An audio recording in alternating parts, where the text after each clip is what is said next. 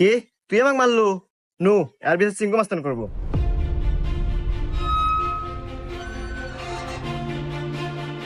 চিঙ্কু মাস্তান, ও আমাকে একটা থাপড় মারছে, আর বিচার দেন। এই, আমি সিংকু মাস্তান। এই এলাকা যত সমস্যা সঠিক সমাধান আমি নিজে দেই। নয় ওরা এক থাপড় খাবো, আর নাহলে এক থাপড়ের বদলে 10টা জরিমানা দেবো। সিংকু মাস্তান, আমার কাছে তো কোনো এখন টাকা পয়সা নাই, একটা থাপ্পড়ই দেন। এই, মার একটা থাপড়।